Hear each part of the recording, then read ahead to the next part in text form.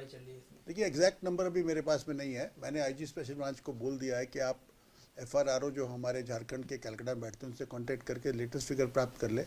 हमारे पास जो जानकारियाँ थी वो सभी हमने सभी को नोटिस कर दिया, सभी लोग यहाँ से चले गए होंगे। आईजी स्पेशल ब्रांच को कार्य दिया गया है, except for long term visa. Long term visa के 7 व्यक्ति हैं जो झारखंड राज्य में हैं, जिनको जो इससे एग्जाम्प्ट है। ये जो भारत सरकार का जो अभी जो निकट भविष्य में, निकट पास्ट में जो आदेश निर्गत हुआ वो लॉन्ग टर्म वीज़ा पर एप्लीकेबल नहीं है। तो जिन पाकिस्तानी नेशनल्स के पास भारत में रहने का लॉन्ग टर्म वीज़ा है वो कंटिन्यू कर सकते हैं, अन्य को यहाँ से जाना है। यही है सर एक और झारखंड पुलिस के रेफरेंस से एक इंफॉर्मेशन है कि कैमोफ्लाज्ड जो ड्रेसेस हैं वो सिविलियंस को पहनने के लिए मनाही की गई है, तो क्या इसके पीछे मोटिव क्या है? और पोस्ट JNK अटैक क्या इसका कुछ इम्प्लीकेशंस हैं? ये तो बहुत पुराना आदेश है, कोई नई बात इसमें नहीं है। और हमारे राज्य में कोई नया आदेश निर्गत नहीं हुआ है, पुराना एक आदेश निर्गत है और वो पूरे देश में लागू है। आर्मी पुलिस की यूनिफॉर्म पहनने का प्रतिबंधता है, वो पुराना आदेश है। सर बोकारो में बहुत जबरदस्त सफलता मिली पुलिस को जी। So we want to know कि what is the latest, do we see you have already set a target to wipe out the Maoist from Jharkhand, do we see Jharkhand police achieving that target very soon? 100% we will achieve this target 100%। It is not a question of when, मतलब it's not a question of whether, it's a question of when. होना है ये, क्योंकि देखिए आज की तारीख में हमारे सारे ऑपरेशन झारखंड में they are all intelligence based operations. इसका मतलब है कि हम जो भी ऑपरेशन करते हैं उसके बारे में हम अपने दुश्मन की पूरी जानकारी रखते हैं, उसके बाद कार्रवाई करते हैं। बोकारो का भी आप सोच सकते हैं कि जिस तरह से पूरे दस्ते को घेर करके मारा गया है, this could not have happened without unless we had pinpointed intelligence about them. और जो चाईबासा में जो बचे खुचे 10, 20, 25 लोग घूम रहे हैं, उनकी भी पूरी इंटेलिजेंस हमारे पास में है। बस किस दिन हमारे फंदे में फंस जाए उस दिन का इंतजार है। और मैं एक बात दावे के साथ कह सकता हूं कि वर्ष 2025 के बरसात के मौसम शुरुआत होने से पहले हम इन लोगों का सफाया झारखंड से कर देंगे। सर वो एक खबर आ रही थी लगातार जो कि मुंबई में साहिबगंज जिले के कई बांग्लादेशी नागरिक पकड़े गए हैं, हिरासत में भी लिया गया मुंबई में, तो अभी तक झारखंड पुलिस से किसी तरह कोई इन्फॉर्मेशन नहीं है मेरे पास में। मेरे पास बॉम्बे पुलिस ने या वहाँ से किसी ने मेरे से कोई कांटेक्ट नहीं किया, और मेरी जानकारी में झारखंड पुलिस के भी किसी अधिकारी से कांटेक्ट नहीं किया है, कोई जानकारी नहीं। कमिंग बैक टू नक्सल का एस्पेक्ट, लेटली हम लोग देखा है कि जितने हमारे सोल्जर्स के जाने जाते हैं वो ज़्यादातर आईडी सर्च करने में आईडी ब्लास्ट होते हैं। Correct. तो सर ये इतना टफ क्यों है कि जो आईडी प्लांट ऑलरेडी की जा चुकी है उनको फाइंड आउट करना, डिग आउट करना, ये इसमें प्रॉब्लम क्या आती है? टेक्निकल हम आपसे समझना चाह रहे हैं, ताकि अक्सर हमारे जवान जाते हैं और ब्लास्ट होता है और उनकी लाइफ ब्लास्ट हो जाती है। डायरेक्ट एनकाउंटर में कम जाने गए हैं रिसेंट के दिनों में। देखिए जो आईडी ये लोग यूज़ कर रहे हैं वो 2 तरह के हैं। एक जिसको बोलते हैं कमांड वायर, एक जिसको बोलते हैं बुबी ट्रैप। बुबी ट्रैप का मतलब होता है कि जैसे कोई प्रेशर डिवाइस है, उसको किसी ने पैर रखा तो फट गया। और कमांड वायर का मतलब है कोई तार लगा के बैठा हुआ दूर में, जब देखता है कि पुलिस का दस्ता पास है उसको ब्लास्ट कर दिया। ये 2 तरीके से लोग करते हैं। अभी तक मोर देन 50 बूबी ट्रैप्स हम लोग उस एरिया में रिकवर कर चुके हैं। दिक्कत क्या है कि वो एक छोटा सा सिरिंज है, वहाँ पे पत्ते गिरते रहते हैं सड़क पर, पत्थर रास्ते पे, और उसके नीचे वो दब जाते हैं। और एक्सप्लोसिव को डिटेक्ट करना काफ़ी मुश्किल काम है। ये जो हमारे माइन स्वीपर जो होते हैं, they don't detect explosive, they detect metal.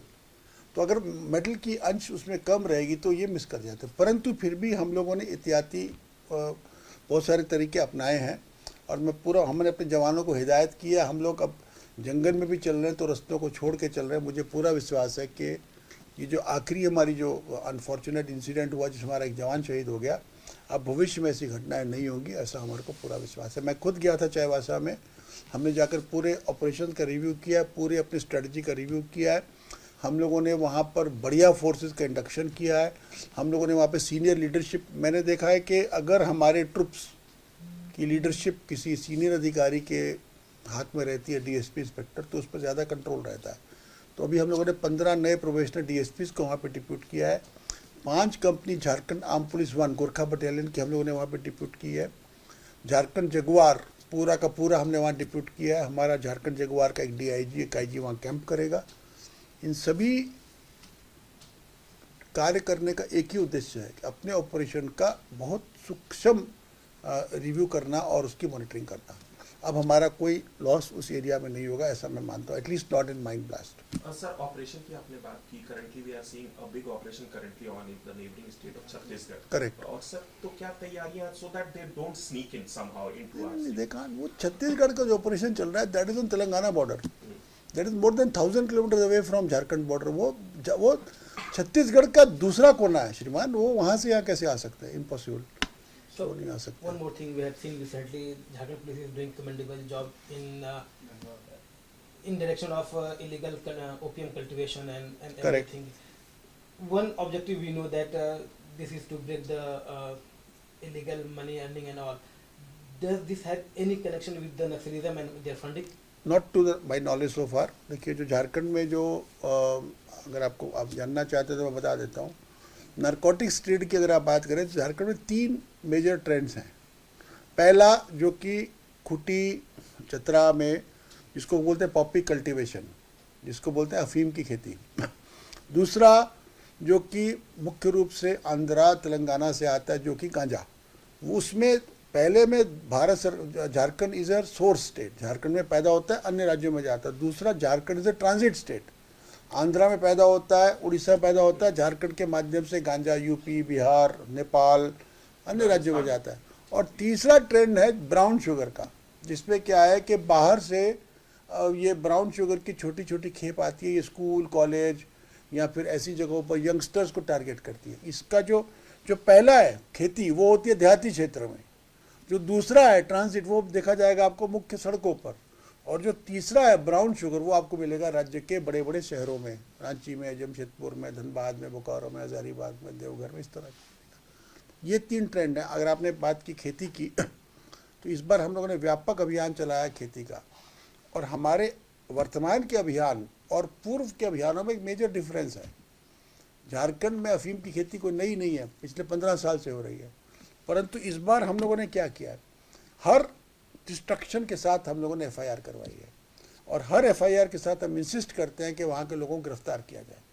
मेरा कहना है कि मेक इट अनप्रॉफिटेबल। जिस दिन क्राइम अनप्रॉफिटेबल हो जाएगा लोग क्राइम करना बंद कर देंगे। जिस दिन आदमी जहाँ अगर कोई चौक पे खड़ा सिपाही किसी को हाथ देता है गाड़ी रोकने के लिए, ट्रैफिक का सिपाही नहीं रुकता है और उसको कुछ नहीं होता तो वो रोज ट्रैफिक का लाइन तोड़ेगा। और जिस दिन उसको पता है कि वहाँ कैमरा लगा हुआ है जो उसी गाड़ी का नंबर नोट कर रहा है, उसके घर पे चालान पहुँच जाएगा तो कैमरा वो नियम को नहीं तोड़ेगा। इसी प्रकार से जिस दिन झारखंड में सब अफीम की खेती करने वाले जान जाएंगे कि अफीम की खेती करोगे तो जेल जाओगे, बंद हो जाएगी। वही हम करना चाह रहे हैं, वही हम मैसेज दे रहे हैं, और इसका इम्पैक्ट हुआ है। खूंटी में हमारे अभियान चलाने के बाद ऐसे दर्जनों गांव हैं जहां पर लोगों ने खुद ब खुद अफीम के खेतों को नष्ट कर